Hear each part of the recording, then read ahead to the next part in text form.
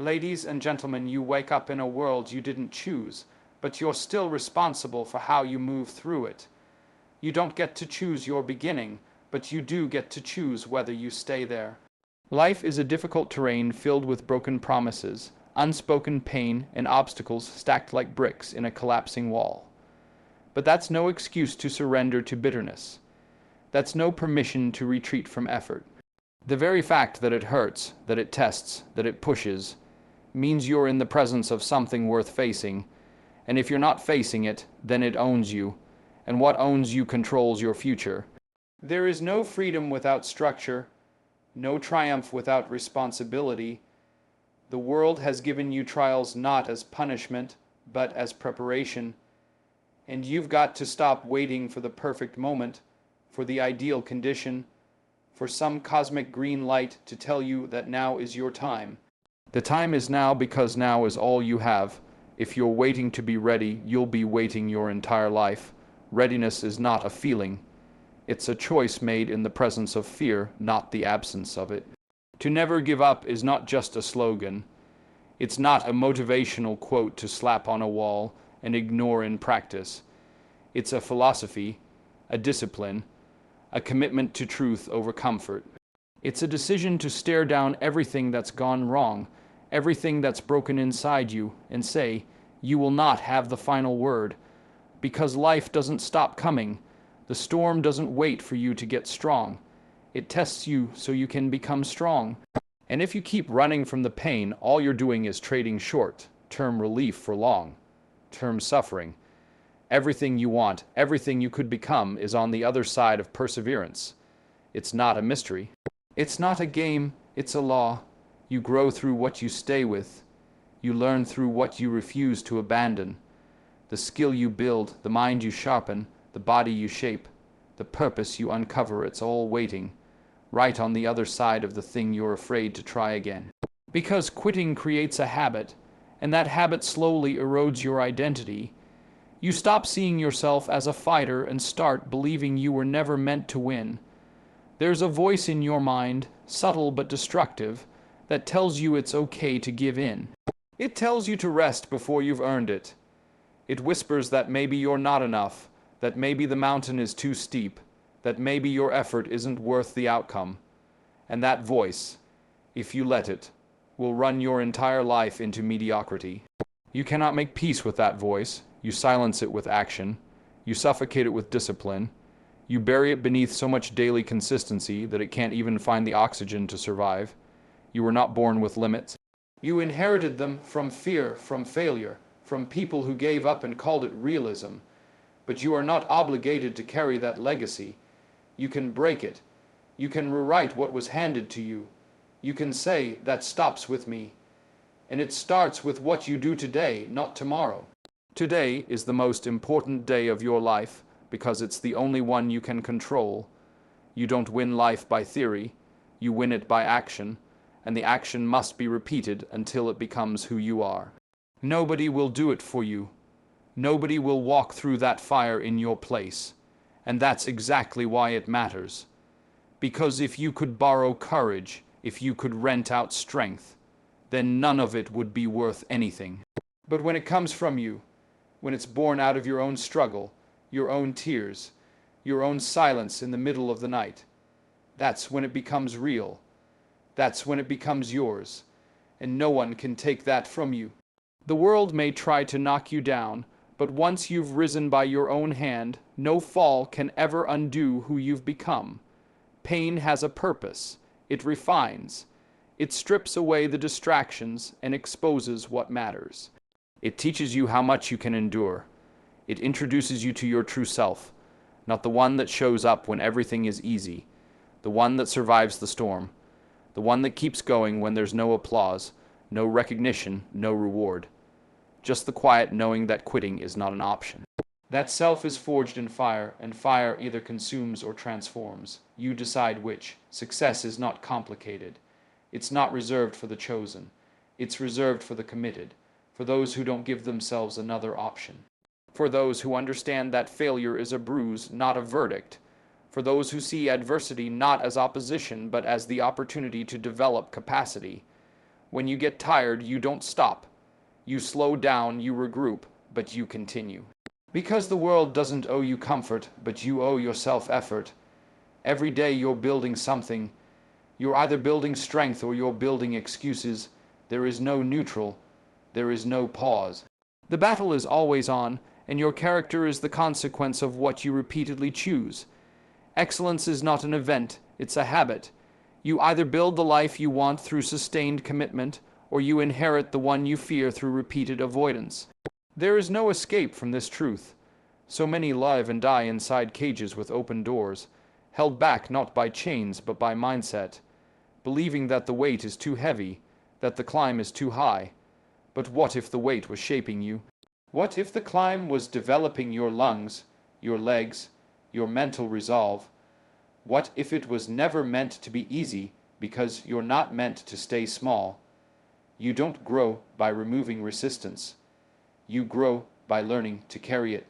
And that growth is always preceded by struggle. Comfort is the enemy of greatness. Every time you settle for what's easy, you betray what you're capable of. Every time you quit, you reinforce the idea that you don't matter enough to finish what you started.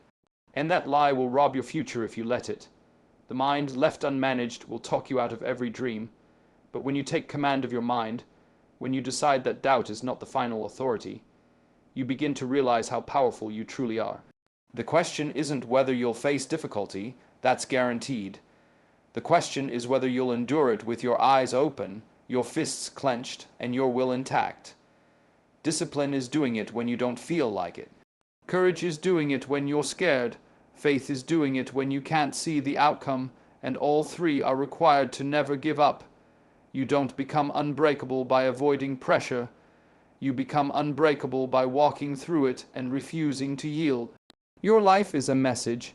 Every action, every failure, every rebound, it's shaping the story that will be told long after you're gone.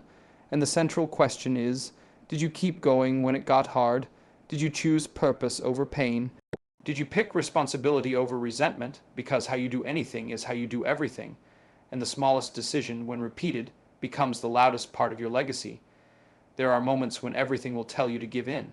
Your body will ache, your mind will scream, the world will seem indifferent. But you must remember, feelings are visitors, not dictators. They don't have the final say, your decisions do. You must act from principles, not moods. From values, not emotions, because if you only work when it's easy, you will never do anything that matters. There is power in persistence, there is dignity in discipline. There is strength in suffering that is chosen with intention. You don't run from difficulty, you run into it, because within it is the key to everything you want. That voice that says you can't, that voice was never yours. It's an echo of every failure you never processed, every betrayal you never healed from. And now is the time to silence it once and for all, not by arguing, but by outworking it. Do not wait for the motivation to come. Create the momentum and let motivation catch up. Act like your future depends on it, because it does.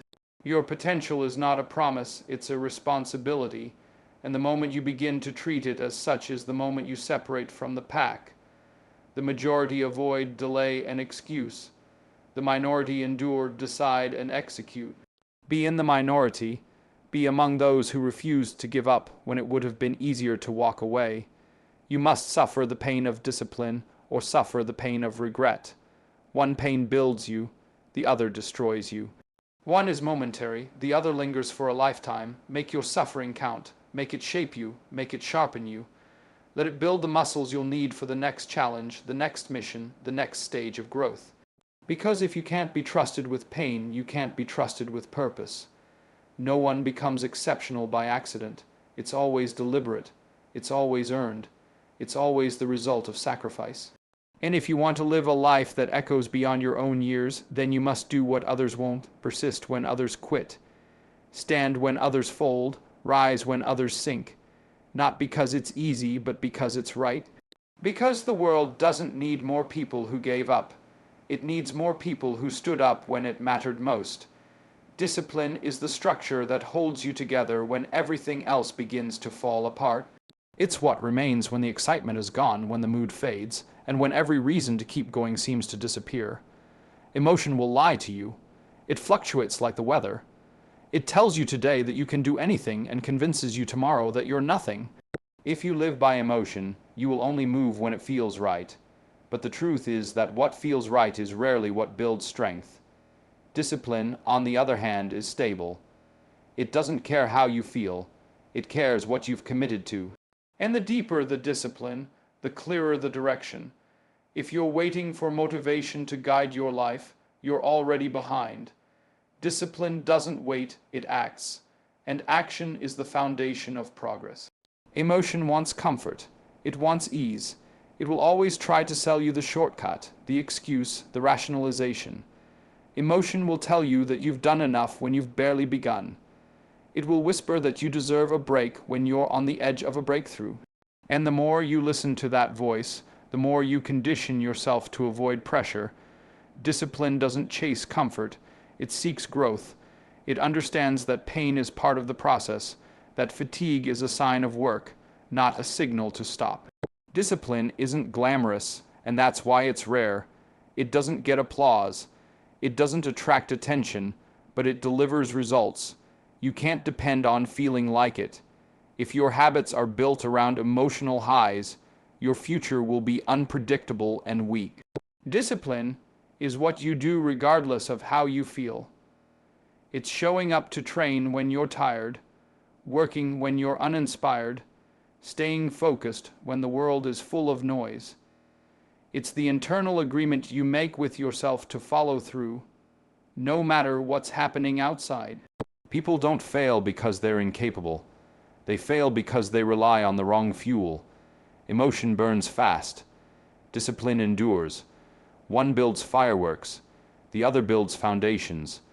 The moment you replace emotional decision making with disciplined action, you stop reacting and start directing.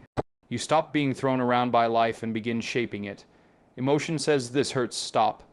Discipline says this hurts, good, keep going. And that's where the growth happens, in the discomfort, in the pressure, in the repetition of things that aren't always fun but are always necessary. Every great achievement, every powerful transformation came not from emotion but from discipline, from someone doing the hard thing not once but daily. You can't build confidence from comfort. Confidence comes from keeping promises to yourself, and you can't keep promises if you only act when you feel like it. The moment you break one promise because it's hard, it gets easier to break the next. You become someone you can't trust, and that's what discipline saves you from. It protects your identity. It says, I do what I say I will do, even when no one is watching, especially when no one is watching. Because that's when your character is forged, not in the spotlight, but in the shadows, in the silence, in the grind that no one claps for. Emotion wants the reward without the work. Discipline commits to the work, knowing the reward will come later. Discipline chooses what's right over what's easy. It delays gratification because it understands the long game. Emotion wants validation now. Discipline waits for results. And that's why the disciplined win. They're not distracted by feelings, they're focused on execution. While others are debating with themselves, the disciplined are doing what needs to be done. They've made the decision already. The choice was made yesterday, and today is just about showing up and honoring it. No one drifts into greatness. You don't become strong by accident. You don't wake up with mental toughness. These things are earned, and the price is consistency. The currency is discipline. The world is full of talented people who went nowhere because they couldn't master themselves. Talent is common. Discipline is rare, and it's the separator. The disciplined aren't always the best, but they outlast the rest. They show up longer, push harder, repeat more. That's what makes them unstoppable. Not emotion, but unshakable commitment. The real battle is not with the outside world. It's with the part of you that wants to quit. The part of you that resists discomfort, that fears failure, that clings to ease. And the only way to win that battle is through discipline. It's not a one-time decision. It's a lifestyle, a mentality, a way of being. It's in the small things, waking up on time, finishing the task, saying no when it's easier to say yes. Discipline is built brick by brick. in the moments where you do what you said you would, even though every part of you wants to stop. Emotion is loud. It demands attention. Discipline is quiet. It speaks in actions. Emotion is impulsive. Discipline is intentional. Emotion changes with your environment. Discipline creates its own, and that's the goal. Not to be controlled by circumstance, but to control how you respond. To become the kind of person who leads themselves, who doesn't fold under pressure, who can be counted on no matter what. That's what the world respects, not flashes of brilliance, but consistent integrity. Not moods, but mission. You're going to have days where you want to give in. Days where your body is tired, your mind is clouded, your goals feel far. That's normal. What matters is what you do on those days. Because those are the days that count the most. Anyone can work when it's easy. The difference is made when it's not. And that difference isn't talent. It's not luck. It's discipline. The quiet force that keeps moving forward when everything else says stop. This is why the foundation of a powerful life is built on discipline. Not because it feels good, but because it leads to what matters. Discipline gives you freedom, freedom from regret, freedom from guilt, freedom from being controlled by weakness, and that's the paradox. What feels like restriction actually creates liberation. The more you master yourself, the less the world can take from you. The more consistent you are, the less unpredictable life becomes. Because you're no longer reacting. You're creating, you're building, and you're doing it on purpose. You don't rise by accident. You rise by design, and that design is made up of your habits. Your habits are your discipline in action. What you do daily is what you become permanently. You can't fake it. You can't cheat it. You either live it or you don't. And that's why discipline is the most honest mirror. It shows you whether you're serious or just interested. Whether you want it or just like the idea of it. Wanting is emotional. Doing is disciplined. And doing over time changes everything. Adversity introduces you to who you really are. It strips away the surface, the image, the ego, and leaves only the core. It doesn't ask for permission. It arrives unannounced, uninvited, and unwanted. But within its pressure is the forge of identity.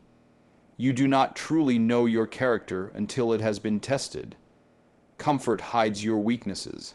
Ease allows you to pretend, but adversity has a way of pulling everything into the light. When things fall apart, so do illusions. What's left is truth, and that truth is either a foundation or a revelation that something must change. You are not made in the spotlight. You are made in the shadows of pain, failure, and resistance. That's where your strength is born. When life becomes difficult, when nothing goes according to plan, when you feel isolated and uncertain, that's the moment identity begins to form. Because now you're not operating off momentum. You're not carried by external motivation. You're not lifted by validation. You're face with reality, and how you respond determines what you become. If you collapse, the pain owns you. If you endure, you begin to own the pain, and once you own it, it no longer defines you. It refines you. There's something about suffering that awakens potential. It shows you what you're capable of when comfort has been taken away. And that capability becomes the foundation of your future self. Adversity has a way of introducing a different kind of clarity. When things are falling apart, you suddenly realize what matters. You see through the noise. You recognize what was distraction and what was direction. It simplifies your priorities. The useless is revealed. The meaningful is elevated. The version of you that could survive inconvenience is gone. What remains is someone forged in challenge, someone capable of leading themselves when nothing is certain, and that leadership begins with accountability, because adversity exposes not just the world, but your reaction to it. It brings you face with your excuses, it confronts your assumptions, it challenges your narrative. There's always a choice in adversity. Will you respond with discipline or react with emotion? Will you take responsibility or shift blame? One path leads to growth, the other to stagnation. One builds resilience, the other deepens resentment. But the truth is this: the pain you refuse to face now will revisit you later, louder and heavier. Avoidance is not protection, it's postponement, and adversity that's postponed is adversity that multiplies. But adversity that's confronted is adversity that transforms. Who you become under pressure is who you really are. Not the person with the plan, but the one in the chaos. Not the person with the dream, but the one who bleeds for it. Everyone has a vision when things are easy, but very few keep that vision alive when they're in the dark, when they're doubting, when they've failed, when they're tired. That's when identity is truly tested, because adversity doesn't just build strength. It reveals conviction, and conviction cannot be taught. It must be chosen, and every time you choose to get back up, you deepen it. Every time you continue when it would be easier to quit, you sharpen it. That sharpening is the shaping of identity. You don't become powerful by avoiding what's hard. You become powerful by surviving it. And survival is not just breathing. It's advancing through the pain, refusing to be defined by what tried to break you. Every scar tells a story, not of weakness, but of will. Not of defeat, but of perseverance. You either let adversity bury you, or you let it plant you. You either become bitter, or you become better. That decision is yours, and you make it not in one moment, but in every small response to difficulty. Every choice to push forward when progress is invisible. Every decision to move with purpose when emotion screams to stop. Most people never find out who they could be because they run from the very thing that reveals it. They retreat at the first sign of discomfort. They rationalize quitting by pointing to circumstances. But circumstances aren't destiny, they are data. They tell you what must be overcome, not what cannot be done. The greatest among us didn't rise without adversity. They rose because of it. They faced opposition, loss, betrayal, and doubt. And they didn't let it define them. They used it. They turned it into fuel. They let it sharpen their focus and harden their resolve. That's not romantic. That's required. The temptation to fold is always strongest when the breakthrough is closest. Adversity doesn't just test your limits. It tempts your weakness. It knows exactly where to strike. It aims at your doubt, your insecurity, your fatigue. It whispers lies and magnifies fear. And in those moments, you must decide, do you listen, or do you lead yourself out of it? Leadership is forged in adversity. You cannot lead others if you cannot lead yourself through your own struggle. And you cannot lead yourself if you're governed by fear. Fear thrives in comfort. It dies in action. And action, repeated in adversity, builds an identity that fear can no longer manipulate. No one escapes hardship, but not everyone responds the same. That difference creates two types of people, those who are defined by pain and those who are refined by it. The first sees adversity as a curse. The second sees it as a calling, a demand to rise, a reason to evolve, and that mindset creates momentum. Because once you see adversity as a gift, you begin to expect growth every time it shows up.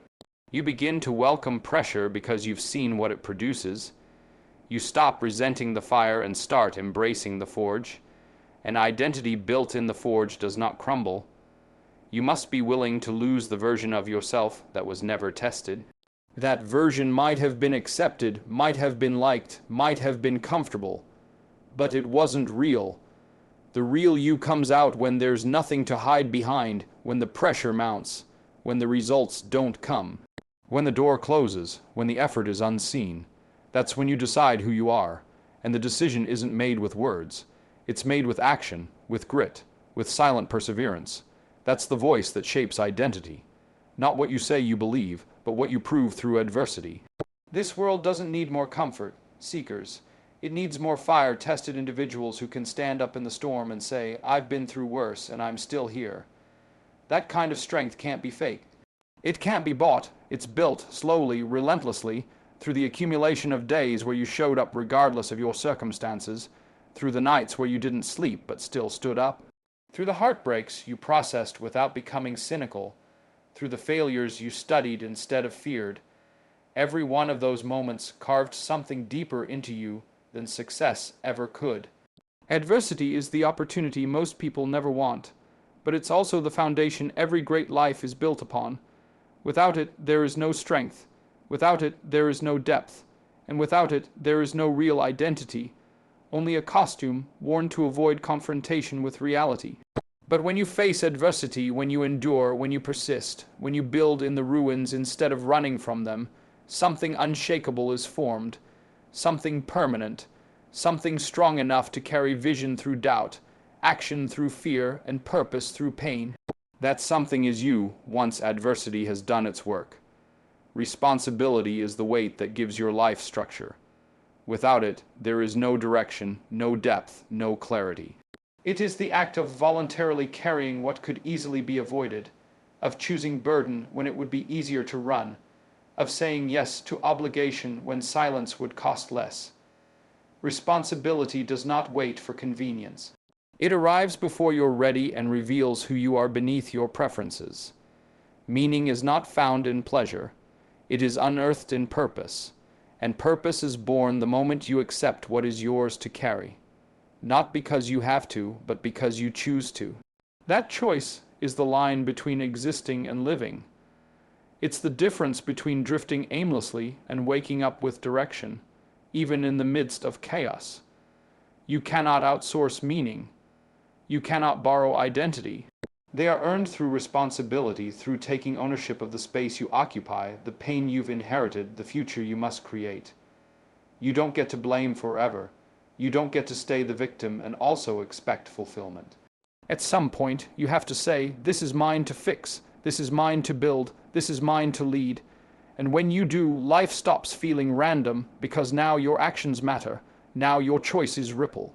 Now your decisions shape a trajectory, not just a reaction, and that pressure, that burden, is not the problem, it's the beginning of meaning. There's a lie that says meaning will come when you find what you love, when the world aligns, when everything outside cooperates. But meaning doesn't come to those who wait. It comes to those who accept the cost of creating it. You create meaning when you take responsibility for your time, your habits, your mistakes, your vision, your voice. And the more responsibility you take, the more authority you gain over your own life. Without that, you remain a passenger, you drift, you react, you complain, you justify. But nothing changes until you assume the burden willingly. There is no transformation without responsibility, because transformation is not just becoming someone else. It's dying to the excuses that kept you from becoming who you could have been. Responsibility demands sacrifice. Not once, but daily, the sacrifice of comfort, the sacrifice of blame, the sacrifice of being right. You carry that responsibility not because it's easy, but because it's necessary, because without it, everything falls apart. Dreams decay, discipline collapses, potential rots. Responsibility is the invisible structure holding your future together. It's not just about what you want. It's about what you're willing to be responsible for. Wanting is easy. Everyone wants success, peace, freedom. But are you willing to be responsible for the pain that leads to those things, for the delayed gratification, for the choices others avoid? That's where meaning is built. Not in the desire, but in the burden, because the burden gives the destination its weight. Without struggle, victory feels hollow. Without responsibility, success feels accidental. You must know what it cost, and that knowledge can only come from carrying the weight yourself. You must take responsibility for your mindset. No one else is coming to fix it. You must take responsibility for your habits. No one else is going to force you to improve them. You must take responsibility for your discipline, your attitude, your focus. Because the moment you place that responsibility elsewhere, you hand over your power. And when you give away your power, you give away your ability to change. Change only begins when you say, it starts with me, not with them.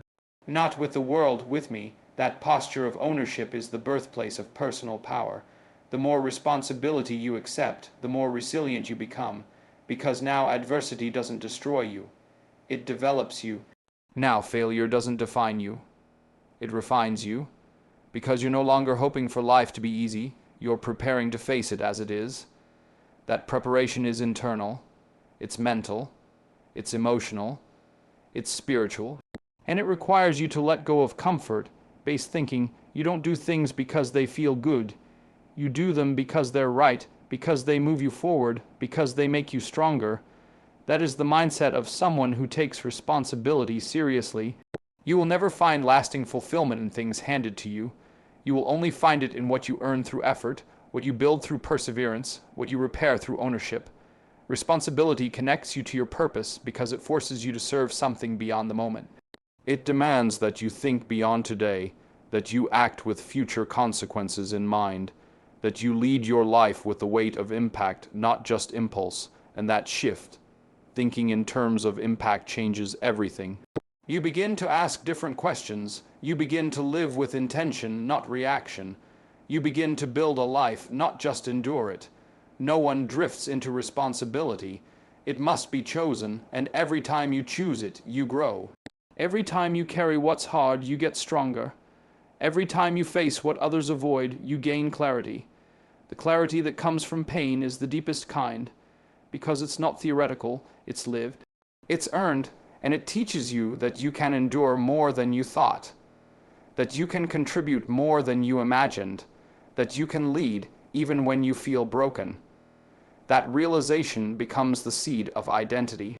Responsibility is not punishment, it is purpose. It is proof that you matter, that your choices matter, that your life is not just about consuming and surviving, but about creating and influencing. You are responsible for the energy you bring into the room, for the way you treat others, for the legacy you leave behind, and when you accept that truth, not with guilt, but with courage, you begin to move differently. You stop waiting for permission. You stop blaming the past. You stop avoiding the mirror, and you start taking the kind of action that changes not just your life, but the lives of those around you. Everything you want requires something from you. You can't expect to live a life of impact and carry no weight. You can't expect to grow without confronting responsibility. And the sooner you embrace that, the sooner your life begins to shift. Not because the world changed, but because your relationship with it changed. Because now you see yourself as someone who is here for a reason. Someone who was built for the pressure. Someone who carries weight, not as a burden, but as a badge of honor.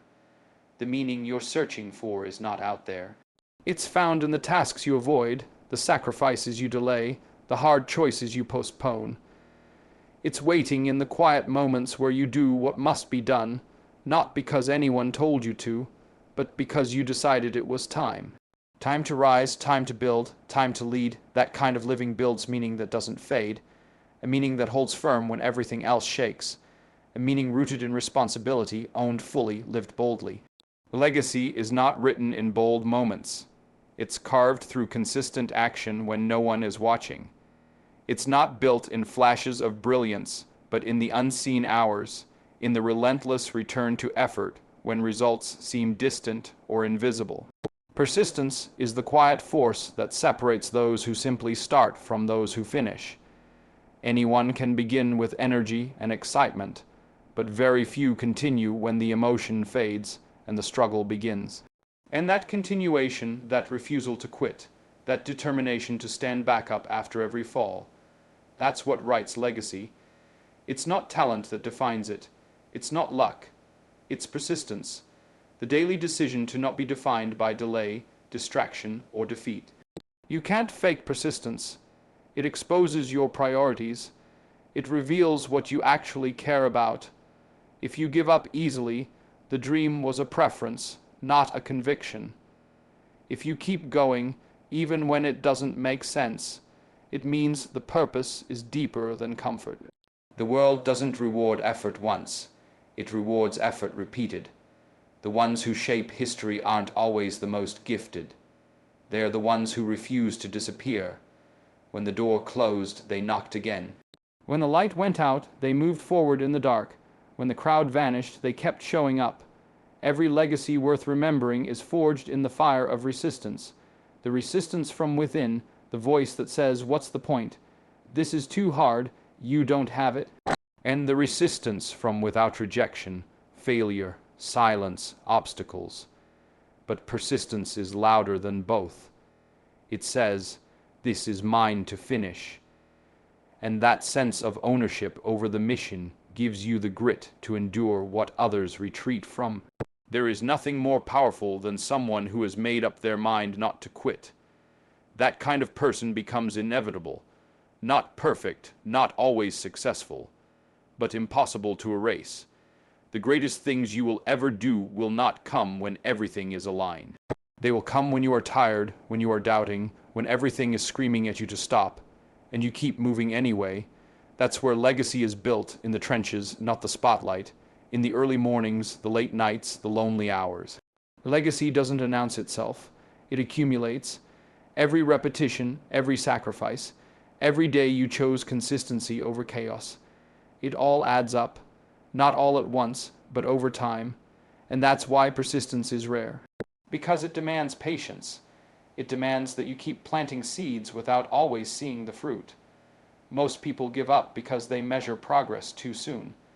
They expect instant proof that what they're doing matters. But legacy doesn't work like that. It's not immediate, it's slow, it's layered, it's quiet at first.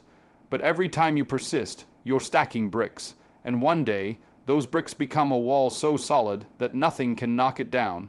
One day, your body of work speaks so loudly that you don't have to. But none of that is possible if you keep starting over, if you keep quitting, if you keep choosing ease over effort. There is no breakthrough without persistence. There is no transformation without sustained effort. The process will stretch you, it will exhaust you, it will make you question everything, but it will also build you. You don't become disciplined by reading about it. You become disciplined by doing it when you're uninspired. You don't build confidence by waiting for the right moment. You build it by showing up when nothing is going right. You don't become unstoppable by succeeding. You become unstoppable by continuing through failure after failure without letting it define you. Persistence is not just about doing more. It's about staying connected to the mission. It's about understanding that failure is part of the journey, not a sign to retreat. That setbacks are not endings, they are invitations to refine. You cannot outpace failure, but you can outlast it. And those who outlast it are the ones who eventually rise. Not because it got easier, but because they got stronger. Every time they fell, they got back up with more insight, more resilience, more awareness. That's how greatness is forged, not through avoidance of difficulty, but through mastery of persistence. You can tell how serious someone is by how long they're willing to stay in the fight. The people who change the world are not always the loudest. They're the most consistent. The ones who have accepted that the price of purpose is perseverance. They don't chase feelings, they chase results, and they understand that feelings will betray them long before their mission will. So they anchor themselves to process, to discipline, to daily action. Because they know that the outcome is not guaranteed, but the regret of quitting always is. Every day you persist, you're sending a message to the world, to your future, and to yourself. The message is, I am not leaving. I am not folding. I am not giving this up just because it's hard, and that message compounds. It builds trust within you. It builds reliability. You become someone you can count on, and that self-trust is the most powerful force you can carry. Because when you trust yourself to persist, the world becomes less intimidating. Challenges become puzzles, delays become lessons, loss becomes part of the narrative, not the end of it. Most people want the glory without the grind. They want the platform without the process, but the process is the purifier. It removes the fake. It humbles the arrogant. It sharpens the focused. And only those who persist long enough begin to see the truth, that the real reward is not what you get, but who you become. Persistence doesn't just lead to results. It leads to transformation. It chisels character. It deepens resolve. It builds legacy from the inside out. When you persist, you prove that your values are not conditional, that your commitment doesn't fade with mood, that your effort is not based on outcome alone. That kind of person is rare. That kind of person becomes a force, and that force creates ripple effects. Your persistence gives permission to others. It becomes a standard, a signal, a reminder that endurance is not weakness. It is strength in its purest form, that staying is harder than starting and more noble too. The temptation to quit will always be there. But you have to decide what matters more, temporary relief or permanent meaning, ease now or impact later. You don't need perfect conditions. You need unwavering direction. You don't need guarantees. You need grit. That grit, honed in adversity, polished through pressure, reinforced by repetition. That's what defines your legacy, not a single moment, not a highlight reel, but the unshakable pattern of staying when it was hard, pushing when it was painful, showing up when no one was watching. That is how legacy is built, through the quiet, stubborn, powerful force of persistence. Every day you keep going, you are writing a story that cannot be erased, and long after the applause fades, that story will remain. Because persistence does not just define legacy, it guarantees that it lives on.